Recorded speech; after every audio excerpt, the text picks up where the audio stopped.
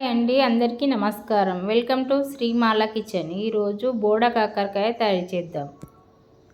ఒక కప్పు నువ్వులండి. నేను 1/2 కేజీ కాకరకాయలు తీసుకున్న బోడ కాకరకాయలు. 1/2 స్పూను జీలకర్ర, 1/2 స్పూను మెంతులు, నువ్వులు వీటిని మంచిగా దూరగా ఫ్రై చేసుకొని మిక్సీకి పట్టుకోవాలి. ఒక కడాయి పెట్టుకొని అందులో ఒక 4 స్పూను ఆయిల్ వేసుకోవాలండి. 4 స్పూను ఆయిల్ వేసుకోవాలి. కొంచెం ఆయిల్ ఎక్కువనే ఉండాలండి.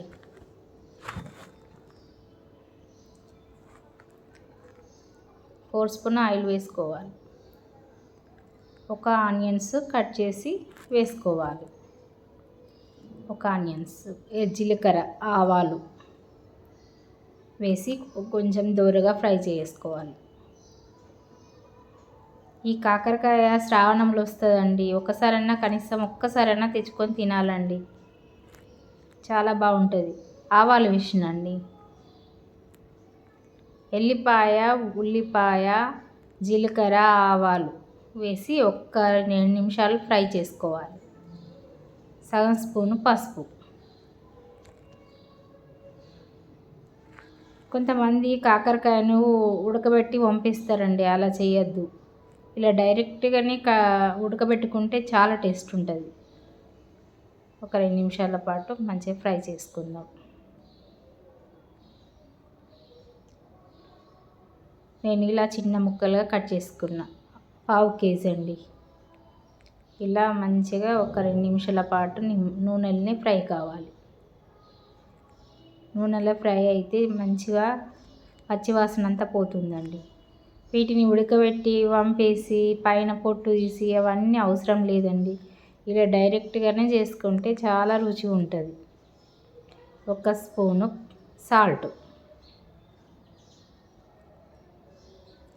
సాల్ట్ వేయడం వల్ల ముక్కలకి మంచిగా పట్టి తొందరగా మగ్గిపోతుంది.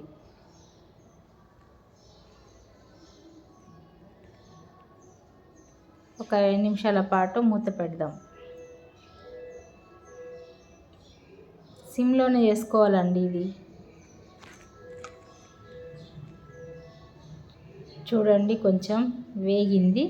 ఇప్పుడు కారం వేసుకోవాలి. 1 స్పూన్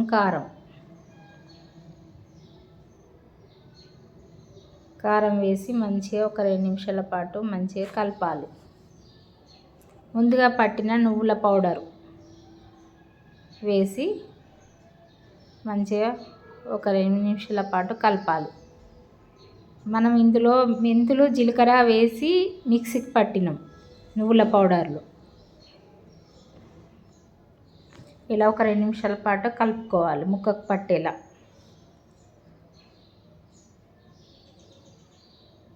ఒక 2 నిమిషాల పాటు మూత పెడతాం.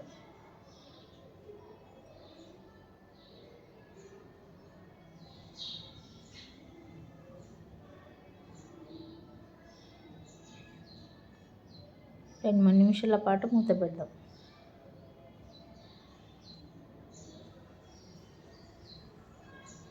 నేను చింతపండు రసం పోసిందండి. చింతపండు రసాన్ని ఒక నిమ్మకాయ సైజు అంతా చింతపండు రసాన్ని ఇలా పోసిన ఇందులో పోసి ఒక 5 నిమిషాల పాటు మంచిగా ఉడకనివ్వాలి.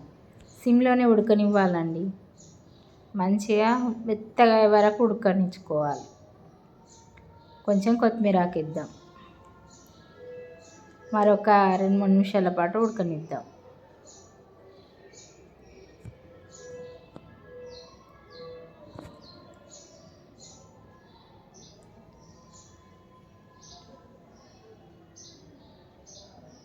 ఇలా మూత పెట్టి ఇవ్వడం వల్ల మంచిగా ఉడుకుతుందండి. చూడండి ఆయిల్ పైకి వచ్చింది. ఇప్పుడు కూర రెడీ అయిందండి. అంతే, నోరూరు ఉంచే కాకరకాయ పులుసు రెడీ అండి. మీరు కూడా ఇలా ఒకసారి ట్రై చేసి నాకు కామెంట్ సెక్షన్లో కామెంట్ చేయండి. Thank you.